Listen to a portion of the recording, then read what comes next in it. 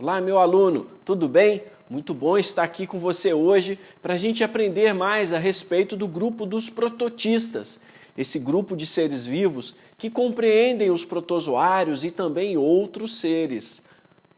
Nós vamos, a partir desse momento, então, conhecermos mais a respeito da sua biologia, da sua importância ecológica para os seres humanos. Vamos conhecer mais sobre o seu modo de vida, onde vivem esses seres vivos, como eles se reproduzem, como se alimentam e como interagem com outros seres vivos. Ok? Se você, então, quer aprender mais sobre esses incríveis e diversificados seres vivos, fica com a gente aqui e vamos comigo para o quadro. Os prototistas, portanto, são seres que são classificados dessa forma porque eles apresentam nesse grupo tanto protozoários quanto outros organismos. Inicialmente, eles eram então classificados como protistas. Esse grupo era classificado como protista. E com o passar do tempo, a partir da incorporação de novos seres a esse grupo, houve uma mudança de nome então na sua classificação, passando a ser denominado protoctista. Ok? Eram apenas protozoários, unicelulares, né? E aí com o passar do tempo foram vistos, fazendo análises moleculares que permitiram então a incorporação de seres multicelulares, as algas, nesse grupo de seres vivos, mudando a sua nomenclatura de protista para prototistas. Ok? Esses organismos são seres que interagem bastante com outros organismos, com outros seres vivos. Eles interagem com fungos, eles interagem com bactérias, com invertebrados, com vertebrados, com plantas, enfim, todos os seres vivos, todos os grupos de seres vivos apresentam, em algum momento da sua vida, uma certa interação com os protozoários. Ok? Então, estes são organismos que apresentam uma simbiose, muitas simbioses durante a sua vida, durante a sua biologia. Além disso, são ambientes que vivem em ambiente marinho. Vivem em ambiente marinho. Outros vivem em ambiente de água doce, dulcícolas. Outros vivem em ambiente de solos úmidos. Enfim, eles precisam sempre estarem na água para poder sobreviver, né?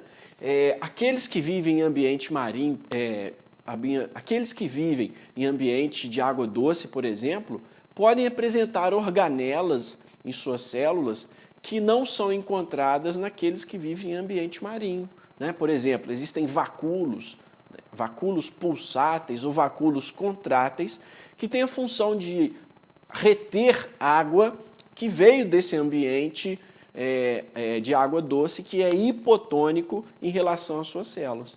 Então, no ambiente do ciclo, no ambiente de água doce, ocorre a entrada de água por osmose, e essa água, para não lesar a célula, não lesar o protozoário, ela vai ser armazenada numa vesícula grande chamada vacúolo pulsátil ou vacúolo contrátil, e depois ele vai liberar essa água para então conseguir armazenar novas moléculas de água ali.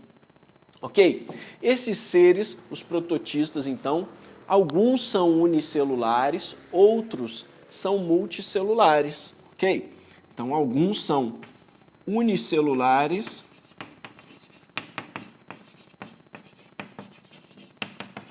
enquanto outros são multicelulares. Ok? Eles se nutrem, a sua nutrição acontece por... Olha aí, a sua nutrição pode acontecer por fotossíntese, né? Enquanto outros podem nutrir-se adquirindo o próprio alimento, por difusão, por transporte passivo, por fagocitose, por transporte ativo, ok? Então, dessa forma, alguns são autotróficos, enquanto outros são heterotróficos. certo? Aqueles autotróficos vão precisar, obviamente, de plastídeos, né?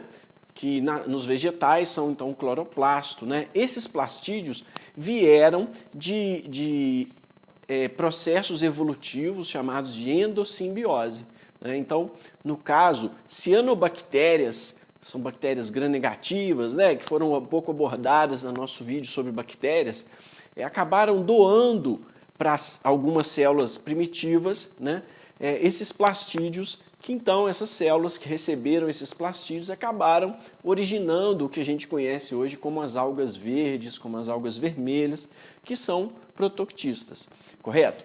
Além disso, uma vez que o alimento já está disponível na célula, seja ele produzido pela fotossíntese ou adquirido através de fagocitose ou de transportes passivos ou ativos, ele vai ter que ser degradado. E para ser degradado, ele vai utilizar uma organela chamada mitocôndria, né? Essa mitocôndria também veio de processos evolutivos chamados de endossimbioses, né? No caso, a partir de proteobactérias alfa, de acordo com alguns estudos científicos até o momento, né? Veja só, aqui temos sobre a sua nutrição, sobre a sua composição celular, né, sobre o seu ambiente onde vivem e sobre a simbiose, né, a sua interação com outros seres vivos. E aí, está curtindo o nosso vídeo? Está curtindo as informações novas que chegam a respeito desses prototistas? Então, continua com a gente, dá o seu like aí, faça a sua inscrição no canal se não fez até agora, para você continuar recebendo esse conteúdo de muita qualidade e feito com tanto carinho para você. Olha só, agora a gente vai comentar a respeito da reprodução dos prototistas. Tá? Esses seres vivos apresentam mecanismos diversos de reprodução. Alguns deles se reproduzem de maneira assexuada, enquanto outros podem fazê-lo de maneira sexuada. Ok? Então, nesses tipos de reproduções, que é justamente o momento em que o ser vivo passa a receita da sua sobrevivência para os seus descendentes, né? Isso pode ser feito sem variabilidade genética ou pode ser feito com variabilidade genética. No caso, a reprodução assexuada dos prototistas é feita a partir de mitoses, né? Que nesse contexto pode ser chamada de divisão binária simples ou cisparidade, né? São então as mitoses responsáveis pela reprodução assexuada dos protozoários. Além disso, alguns grupos também são capazes de reproduzirem assexuadamente através de um processo chamado esquizogonia. Esquizogonia. Nesse tipo de reprodução, ocorre ali a proliferação dos núcleos, ainda compartilhando o mesmo citoplasma, e no segundo momento, o rompimento desses citoplasmas, o que dá então origem a células filhas geneticamente idênticas às células-mãe. Entendeu? Olha só, tem-se um núcleo inicialmente, esse núcleo vai se proliferando na célula, ok? E essa célula, esse organismo, ele compartilha a princípio o mesmo citoplasma, certo? Então fica uma célula polinucleada. Depois de determinado momento, ocorre o rompimento desse citoplasma, dando origem a várias células geneticamente idênticas àquela inicial. Tá? Esse processo é chamado de esquizogonia e é um tipo de reprodução assexuada. No caso, a reprodução sexuada dos prototistas pode ser feita a partir de fecundação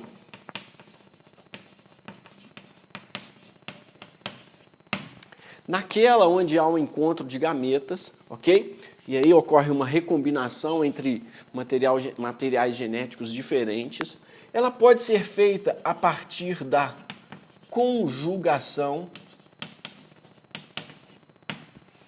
que se parece muito com a conjugação das bactérias, onde ocorre a formação de uma ponte citoplasmática entre uma célula e outra, e através dessa ponte citoplasmática ocorre a passagem de material genético. Então, por exemplo, temos aqui, ó, por exemplo, vou colocar aqui, ó, aqui a gente tem um protozoário, ok?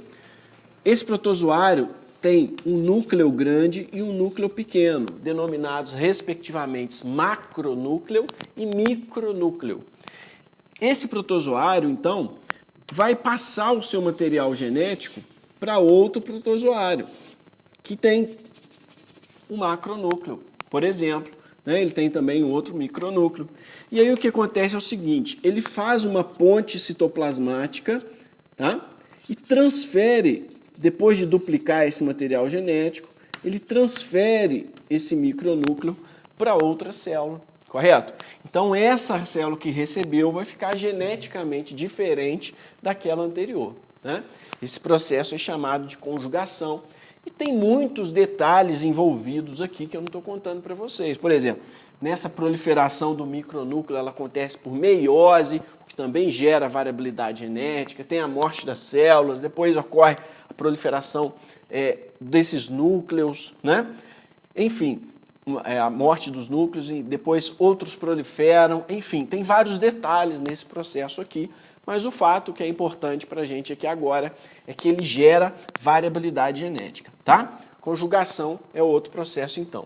Existem também a esporogonia.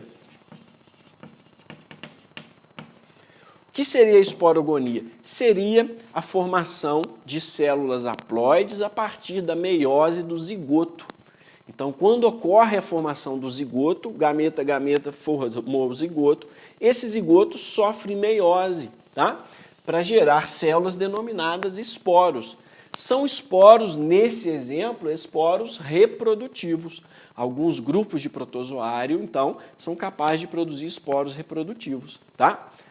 Vale um parênteses aqui, onde alguns protozoários também são capazes de fazer esporos de resistência, conforme aqueles esporos de bactérias, onde há um encistamento, há uma encapsulação, há um tecido que protege a célula toda, quando as condições ambientais não estão adequadas para a sobrevivência dessa célula, ok? Então, os prototistas são capazes de fazerem esporos reprodutivos, e aí esse processo é chamado de esporogonia, e também são capazes de fazer esporos de resistência, né? Que no caso são chamados de cistos de resistência, ok? Além disso, as algas, algumas algas, são capazes de executar um tipo de reprodução sexuada que é chamada de cariogamia. Na cariogamia, veja só o que acontece. Tem-se aqui algas diferentes. Vou representar aqui uma alga, outra alga geneticamente diferente, tá?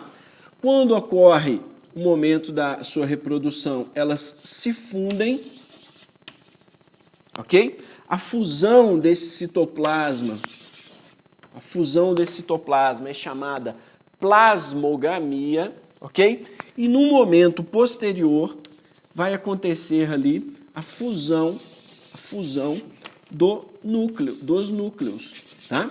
E aí então essa célula vai ficar com um material genético diferente do que era antes, e a fusão dos núcleos é justamente chamada cariogamia, correto? Algumas algas então se reproduzem dessa forma, tá? Processo que envolve a mistura de materiais genéticos diferentes, gera variabilidade, é uma outra maneira que alguns integrantes desse grupo dos protoctistas apresentam, tá? Existem ainda outras formas de reprodução mais peculiares para cada um deles, ok?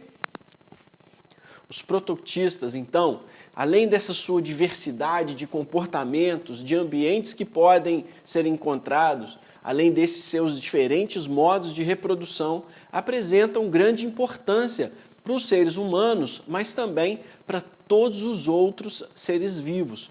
Conforme vimos anteriormente, eles podem interagir com fungos, formando líquens, por exemplo, eles podem interagir com vermes, né, com invertebrados, com vermes, podem interagir com corais, podem interagir com animais, outros animais, com plantas, com ruminantes, enfim, todos os seres vivos apresentam, de algum modo, certa interação com os prototistas, ok? Uma dessas interações é o mutualismo. Nesse mutualismo, os prototistas, por exemplo, que fazem fotossíntese, passam matéria orgânica, passam glicose, passam aminoácidos para os outros seres vivos, né? E estes promovem proteção para os prototistas, né? Então é um tipo de mutualismo meio clássico, ok? Mas que é encontrado em grande diversidade de seres que interagem então com os prototistas e também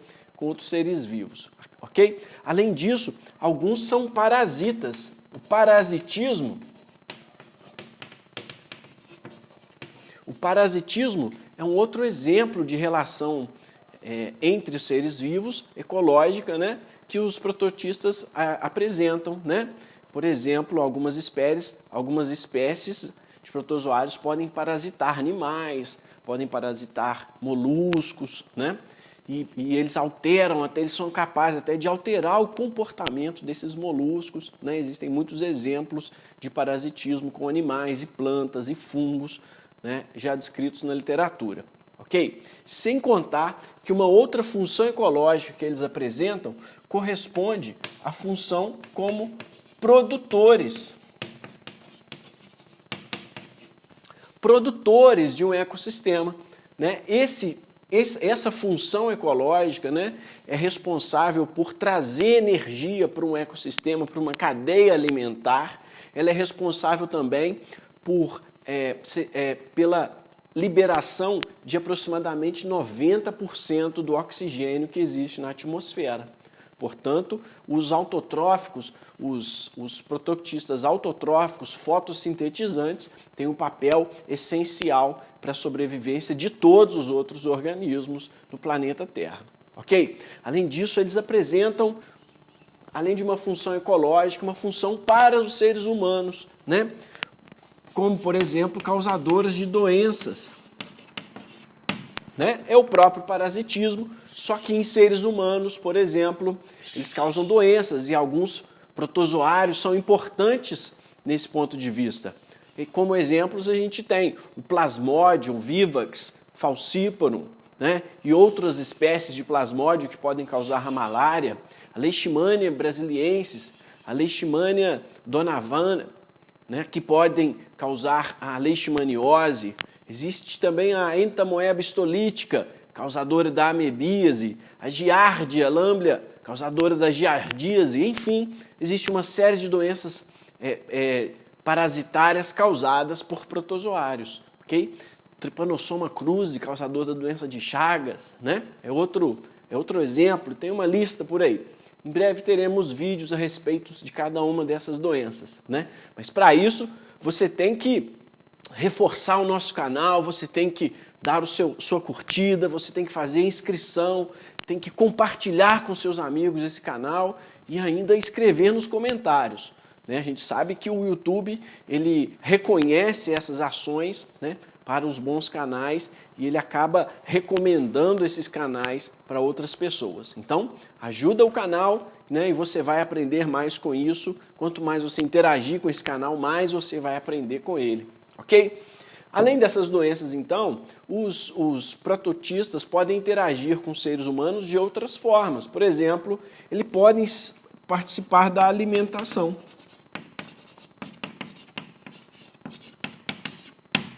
É isso mesmo, alguns deles, algumas algas, por exemplo, servem de alimento, principalmente para povos orientais, né? O nori, né? E outros alimentos orientais são feitos à base de algas, correto? A indústria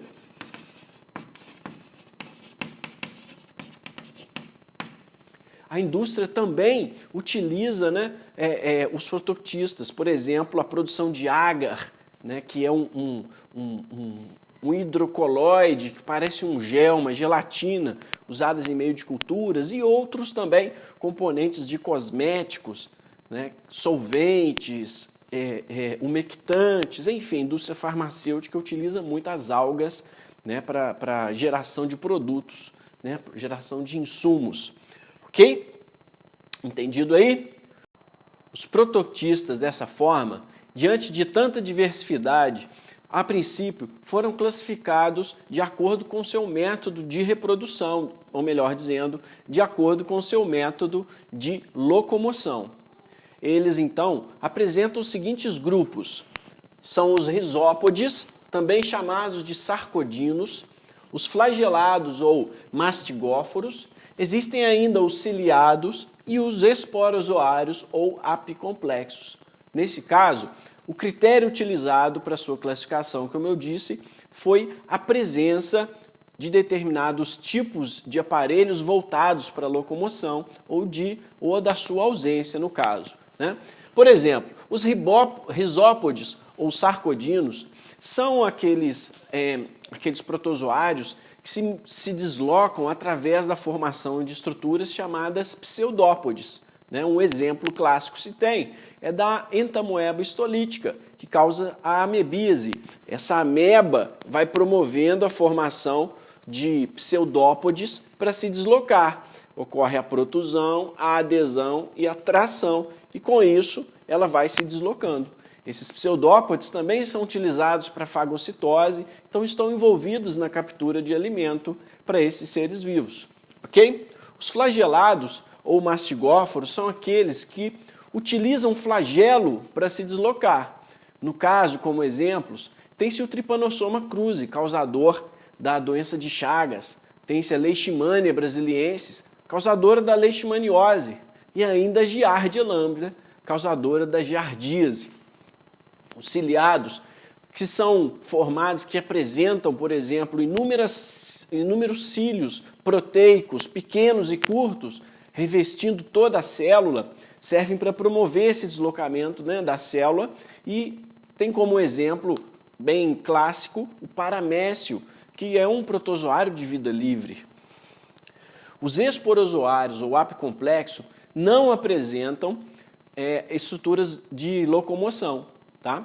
No caso, eles vão apresentar também podem apresentar estruturas formadoras de esporos e por isso são denominadas de esporozoários. Eles fazem esporos a partir de meiose, que foi explicada anteriormente na nossa videoaula, ok? Como exemplos, temos o plasmodium ou as espécies de plasmodium, Plasmodium vivax, Plasmodium falciparum, Plasmodium malaria, ok?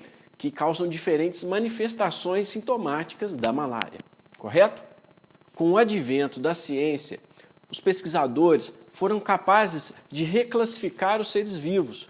Todos os outros organismos, todas as outras espécies de seres vivos, através da sua análise molecular, estão sendo reclassificadas quando necessário. Anteriormente, na maioria das vezes, era utilizado um critério de classificação baseado na sua locomoção, como vimos anteriormente, no seu modo de vida, mas agora, incorporado a esses critérios, tem-se análise molecular que é feita de maneira comparativa entre os seres vivos. Dessa forma, o critério mais atualizado, de acordo com esse critério mais atualizado de classificação, temos que os protoctistas podem ser, então, agrupados em diferentes categorias, conforme representadas aqui. Os protoctistas, então, podem ser classificados como excavatae, como Stramenópilos e como os aveolados e outras que falaremos posteriormente. Os excavatáes subdivididos em diplomonadídeos, parabasalídeos, euglenozoários, diatomáceas e algas douradas e pardas, compreendem o grupo dos Stramenópolis. E dinoflagelados, apicomplexos e ciliados, o grupo dos aveolados. Além destes, os protoctistas também podem ser classificados no clado Rhizaria. Esse clado apresenta como componentes os foraminíferos, os cercozoários e os radiolários. Além disso, Archaeoplastidae são compostas por algas vermelhas, clorófitas, carófitas, cujo ancestral foi o mesmo das plantas terrestres.